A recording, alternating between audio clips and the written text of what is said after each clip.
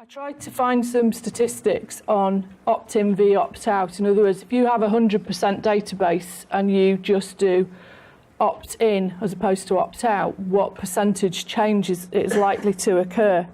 And the fact is that if you use opt-in, the average level of consent achieved is around 21%. If you just use opt-out, it's 63%. So that's a third reduction in the amount of data that you will have from any campaign. And I think that's the unnerving thing about a lot of organisations, that all of a sudden they're going to see their volume of data actually dropping. However, with quantity down, quality is up. So with opt-out, of the 63% that consented, 88% didn't really intend to, 12% did, which of the total is 8%. Stick with me on these numbers. With opt-in, of the 21% consenting, 61% actively intended to consent, and they feel more positive about you, therefore want a relationship with you, which is 13% of the total. So instead of getting 8% that you're likely to sell to, you're getting 13%. So your effectiveness is higher. So I think if we can get through the, GDPR, big negative, or my volume's going to go down, I'm not going to sell so much, stick with us and go through that pain. And 2019 or so, you're going to have a much more usable, more positive, more useful set of data that you're not constantly spamming out with things, okay? And there's very limited statistics on that at the moment. So sorry. I was just saying, there's a lot of things you can do to improve the level of opt-in. If you just say, we want to speak to you, please tick here, it will dramatically reduce the numbers of people you can contact.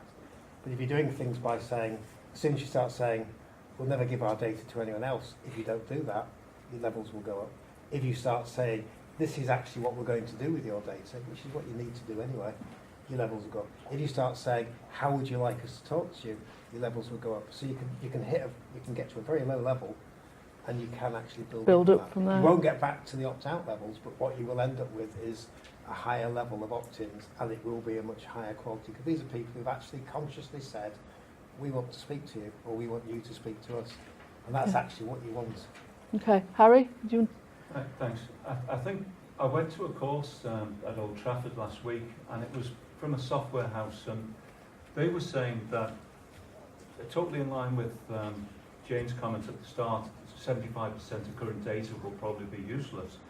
They said with their sort of research that a third of the data we've got should be useless anyway, because it's in boxes, or it's just stored on media that's just never even accessed. So their advice is use the GDPR as a catalyst to get rid of all of the sort of rubbish that you might have got through an acquisition or just from your history. And if it's not for historic purposes, then a significant part of your expense on data holding and handling and potentially searching for information from the subject access request, it's just not necessary. It should be deleted before the 25th of May. So in other words, what we need is the campaign to hit managing directors and CEOs to say, give us the budget as the marketing department to help us actually do all the changes that we need. So there's possibly a useful thing on that. Okay. Legitimate interest. We spoke about that earlier, and here's the third point that is keen to be focused on. What can you think, Steve, in terms of there are a number of legitimate interests without resorting back to consent? To me, I'd have thought that providing a service or discharging your obligation for a contract is going to be the big one. Right. You know, that one of the best reasons for you to be able to use personal data to begin with. You would hope that if you do your job, if you provide a service properly, then people will want to receive relevant content from you anyway. So I think that's going to be the big one. They do start to get a bit more esoteric about, say, being in the public interest and that kind of thing. But certainly providing the service and doing it the right way is going to be very important. Okay, brilliant, thank you. Harry, I know you've got some concerns about that. I think legitimate interest is yet to be defined. It's one of these things that we've got to hold fire and see what comes out from Working Party 29.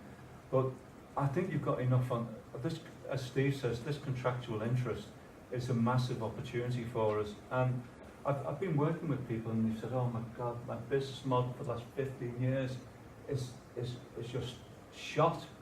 And I've said, well, you know, let's just be a bit creative and achieve your same objectives through a different route.